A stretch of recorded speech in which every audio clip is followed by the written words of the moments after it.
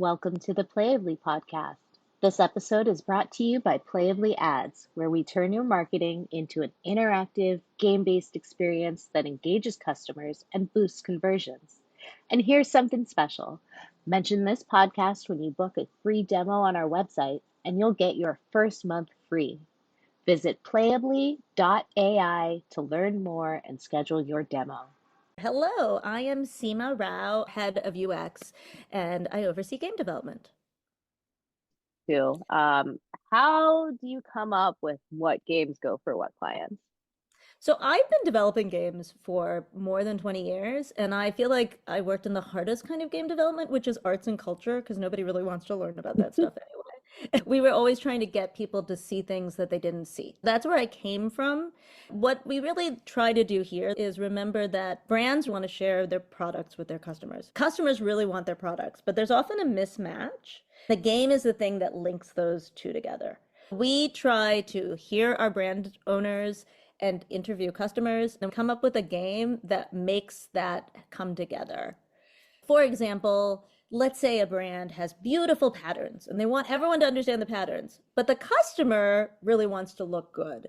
We would come up with a game that shows how that pattern would work with their ideal outfit and gamify it. One of the things that's hard about games is people don't realize what a game is. It could just be an interactive, but usually you have to add something like time limits or winning something. A Make it a reward. little competitive. Yes, the reward. Like we both have kids. You want to give them a reward. We went to school. Rewards are part of everyday life. And so leaning into that is what turns it from just something that is on your website to something that's actually going to engage people. And I feel like a lot of that also has to do with the persona of the customer base. Like, right, what drives them? Is it the reward? I know for me, anything where there's a competitive nature to it, I'm always like, okay, I'm down. I want to be number one. That's who I am. And that really ties back to the Bartle personalities that we used to start this company.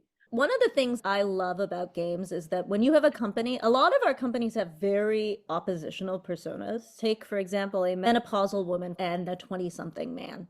Their needs and motivations are different even within the same nutrition company. Sometimes the product itself lends to different kinds of things. So you could have a product in a fitness brand that involves competition. Outdoors equipment brands cater to people who either want to compete against others or themselves. These are two different behaviors. We can use the same game and deploy it differently. One has a time limit for self-competition and one has a leaderboard for competing against others. Sometimes these audiences are different, requiring different games. For the outdoor one, I think some people are doing this for their meditation and personal enjoyment. Something that's very low key, look for the differences would be ideal for them, versus somebody who is trying to push themselves physically and they want a game that is more competitive. And I know it must be hard because there's so many things that a game could be, as you said. I've been on some of these BD calls where the potential customer comes in and says, I have an idea for a game. They see their brand in a certain way. They think, oh, you make games. Here are 4 ideas that I've come up with. How do you help them really pull that down and understand what will work? How do you make sure that you're managing their expectations? Because the brand is obviously very important. And you want to acknowledge that as well. What's interesting is we work as their partner. They know their brands. A lot of them come up with platform games, and sometimes that is the right way to go. We have to test it, but that might test well. Sometimes it's the worst way to go. We're not the deciders, neither the brand nor us, it's the customers. So we always prototype everything. We do a lot of user testing. We test every game with real people and their behaviors, make it happen. One thing I really try to do is be open to all of it, because we might miss something if we weren't open to their suggestions. We also work with them to be open to other things, which luckily we are. We have a host of that they can select from. And between the two, we find the medium place that works for everybody. And how do you get brands who are resistant to the idea of a game, who think maybe their clientele is too high end or the products that they have are too high end? Gamification can come off as like it doesn't jive with it as well. Yeah. Say to those people. I developed games for some of the fanciest museums in the world.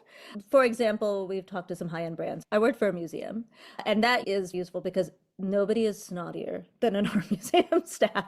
Coming from those kinds of credentials helps. One thing we remind them is game doesn't have to look like Angry Birds. Game is a broad category for many things. So sometimes we use the word interaction, and a lot of high-end brands have done interaction. Chanel, Van Cleef, Gucci, lots of them do interactives. And every brand has a newsletter sign up. That's basically trying to gamify the website. You're saying, if you do this, I will give you this. That's a reward system. It's a very low level reward system. And what we're basically saying is, we'll do this better for you. So when we reframe it that way, I think they see it.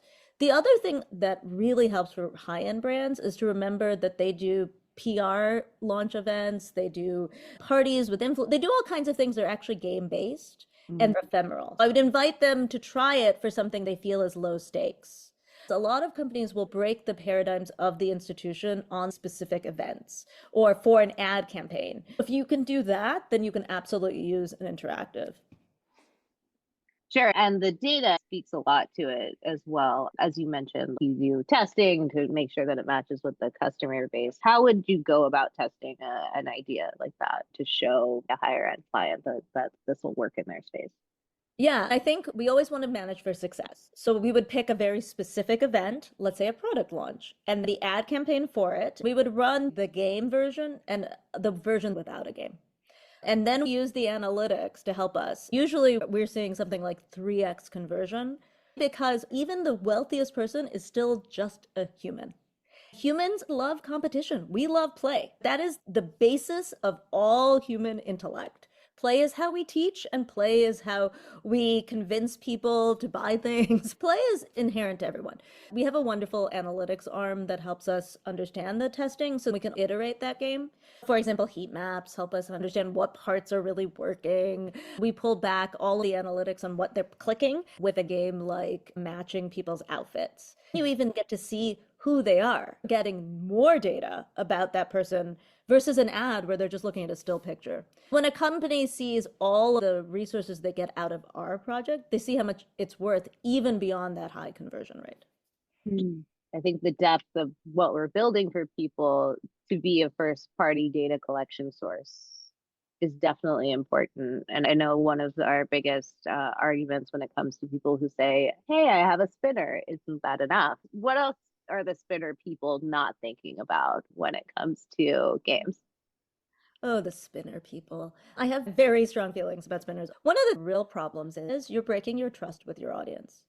Spinners are usually said to always have the same highest answer. You pick a number and it always goes there. You've shown them that you're not trustworthy, and a smart person will figure out it doesn't work. So that's a huge problem. You've already turned them off or tricked them, or they don't believe you. Spinners have become visual noise. Right now, the customer has more options than you. They have 20 of you.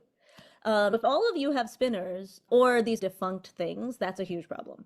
You're not getting any information on them. You have no resources on who they are or what they're doing. You're not giving any feedback loop for them. Finally, you're not surprising and delighting them. That's the biggest problem. Right, we've done many studies in the development of our product, asking people about spinners and games to them. Entering their email feels like giving something valuable. Hmm. If you're not earning that email, they won't enter it. Even worse, if you don't keep up with it, like if you only ever have a spinner and nothing else, they'll leave and pick somebody else. That's true. I've done spinners before, seen that it was a minimal discount. Rather than give them my email and use that discount, I use something like Honey or Yes. Capital One Shopping that scrapes the codes and finds it for me. So I didn't have to give them my email for marketing. So I Absolutely. understand that. You're losing so much when you do that. It means you will never find them again. There's no retouch. You can't have another touch point with that customer. Sure. And Honey has all the data now because they know across all the sites where they're shopping. That email and the behavior of that person being able to create a host of interactions allows you to retarget and potentially create a whole profile of that customer across multiple visits and increase LTV. Everybody likes more LTV. Can't complain about that. Keeping customers, especially with number of brands that started existing after COVID Yeah. in every space. I don't think there is a space that's uncrowded. What is the biggest mistake that you see brands make when they are trying to implement games? I think one thing that is really problematic is they don't think of data before they build the game. If you're not somebody who comes from game development, you don't really understand games like the reward system, and you also don't understand what it can do for you in terms of data. I think because games are very good, games are meant to trick you. Think about Monopoly.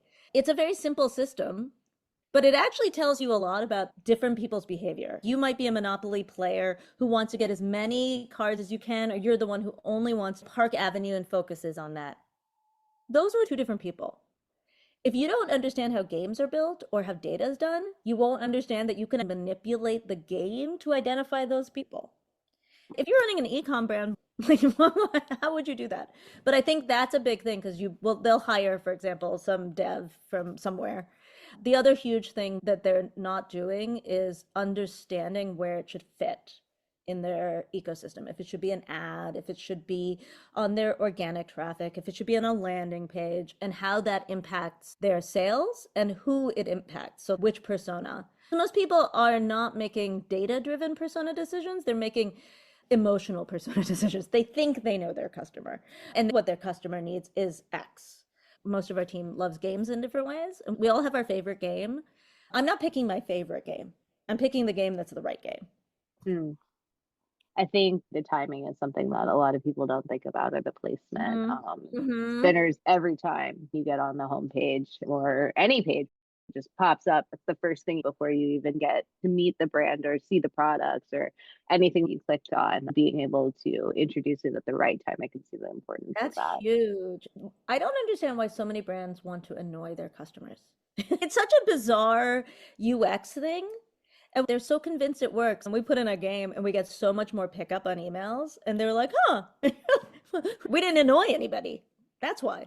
I think that's the advantage of working with companies like ours. We get to show you the customer perspective and say, hey, you may not be thinking about it this way, but this is annoying, or this is ugly, or this is not the first thing that I want to see. Or worse, when something doesn't work and it's just broken. We're definitely advocates for the customers in that respect when it comes to working with brands. Absolutely. They can take those learnings from the game and apply them to everything. It changes their email, their website. They're changing everything. We're always like, Oh yeah, even customers we don't work with anymore who changed their entire homepage to be the landing page we created for them. It's good to see our legacy live on. that's true. That's true. Thanks for all this information. I think this is super helpful. Two last questions. One, is there any advice you give to people or things you want to say to people who are maybe a bit on the fence about trying games? So we love games so much and we love talking to customers. We can absolutely jump on a call and discuss it with you. You're in a lot of our BD calls and you've heard it. People get so excited and we love brainstorming games. We could even brainstorm a game for you. If nothing else, it will help you think through some of your other challenges in terms of meeting your customer needs. We've heard so many customers over the years and so many different games. We will bring you a new perspective.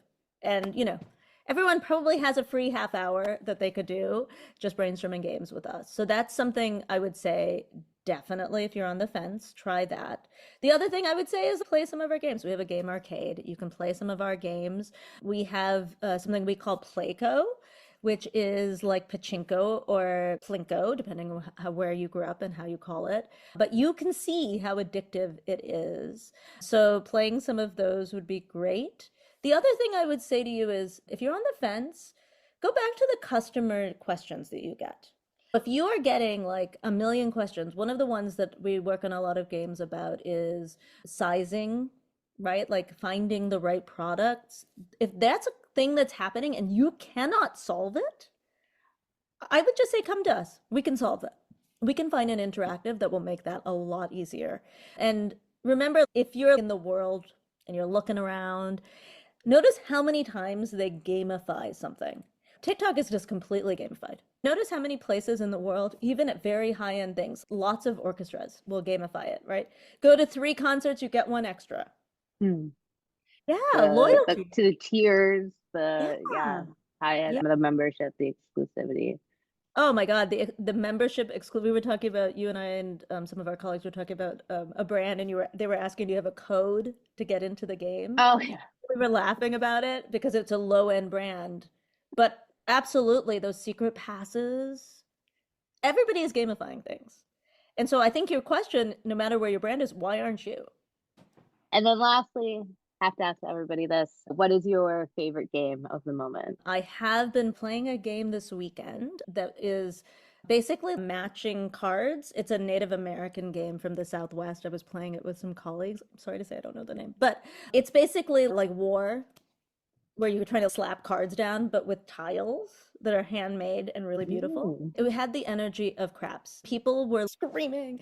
I will admit there was wine involved that might have been part of it, but it was really fun. I don't know the name of it. That sounds super Very fun fun. It and was fun. aesthetically pleasing.